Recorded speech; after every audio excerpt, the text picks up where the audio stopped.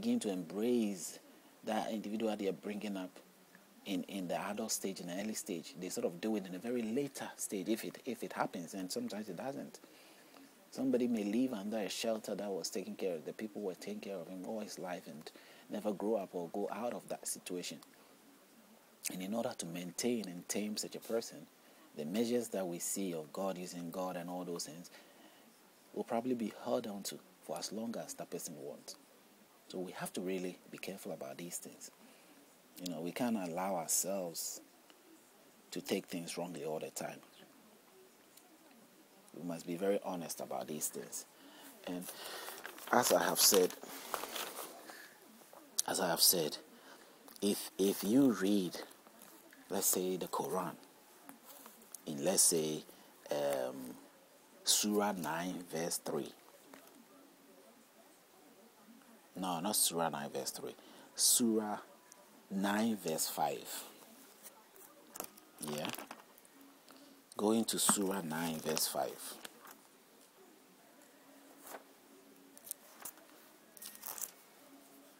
And you will see the advice of God to his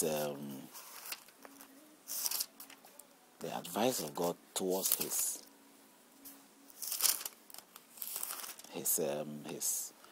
followers. Surah 9 verse 5. We can start from 4 maybe.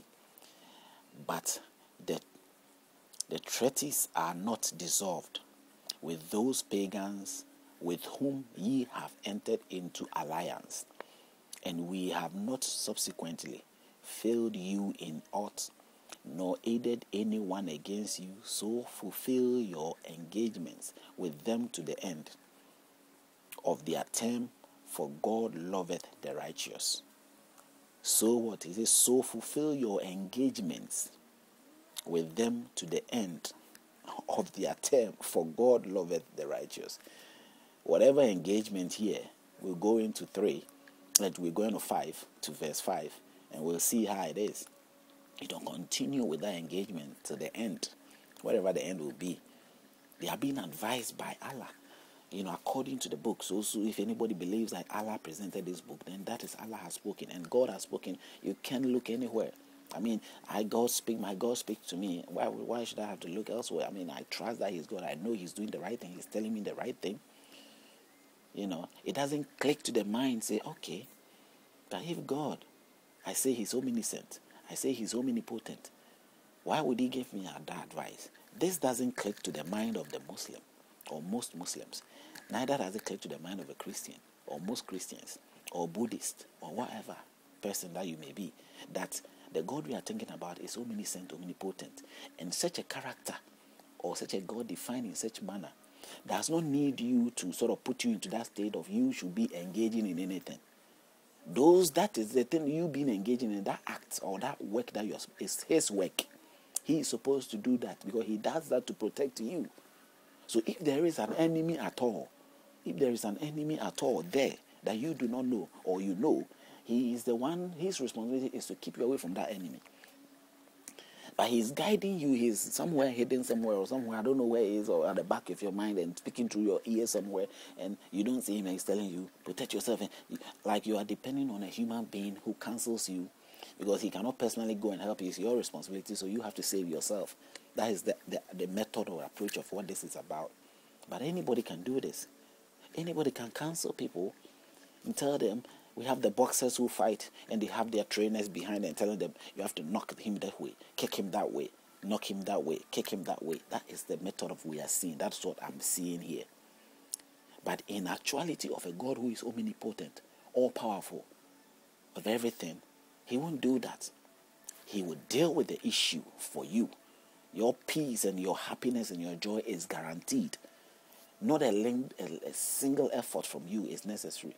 Your effort is to be able to use your strength to walk, to check this, to do that, to sort of till the ground that you live in, be everything that can help your development, your progress of your life or what you're living, without any issues of worries or fear coming from anywhere. But here we let's continue from 4 to 5. Surah 9, Surah chapter 9, verse 5. But when the forbidden months, are past, then fight and slay, kill, slay, take life, fight and slay. He's telling you to fight. For when the forbidden months, but when the forbidden months are past, the month that you are not supposed to do those things, whether you are doing Ramadan or you are fasting, whatever moment you are, when that moment passed, then you go back to your fighting, go back to your slaying, your killing, doing all that you have to do. The pagans, wherever you find them,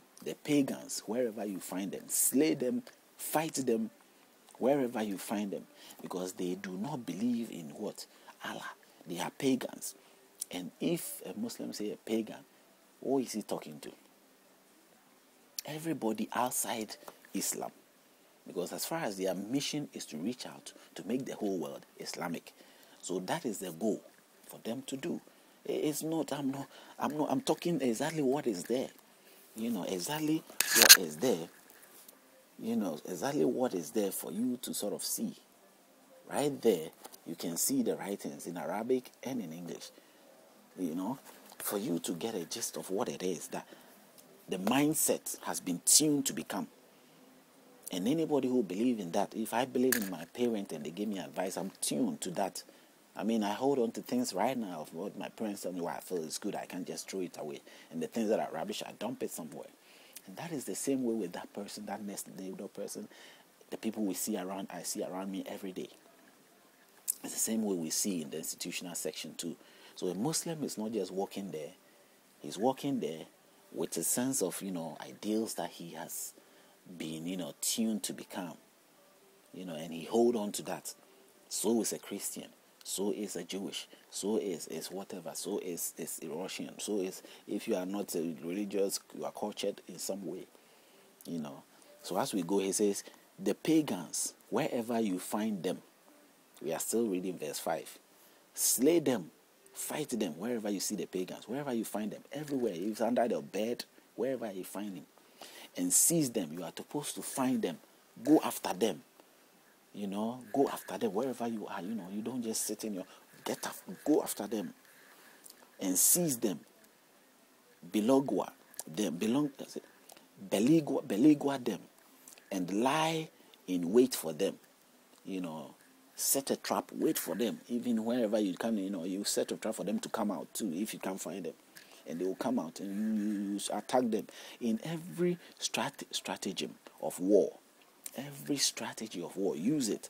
But if they repent and establish regular prayers and practices regular charity, then open the way for them. For God is oft forgiving, most merciful. If only, the only reason for you not to attack or to do evil to them or to do anything to somebody who is not a Muslim is when the person what? Denounces his whatever he believes in, confess himself and become what? A Muslim, and serve Allah. That is the only thing that you can get mercy from. Without that, there is no mercy for anybody. This is a teaching that has come from God, the ultimate God that I believe in, Muslim believe in, everybody believe in. Is that, are you sure? That our Father, one only Father for us. Put yourself in the same situation. That your own father will tell you, among the brothers, maybe he got 5 or 10 brothers or 10 sisters, and you are all family there. Then he will take one of his child, and he says, you know what, I want you to defend yourself, and he will give you this test here, advice to you, to do that to the rest of your people that are close around you, your brothers and whatever. He says, change them because they don't want to accept me as their father. So kill them, destroy them. I am their father and they are refusing me. But remember that all these individual brothers and sisters you have got have also got their method and their way of serving the same father. You are serving the same father, and you say the father has told you that. Now we will go to the other part, that the same father that you worship has also told the other brother that you are supposed to change and kill. He has also given him the same advice. that he's also supposed to change and kill you.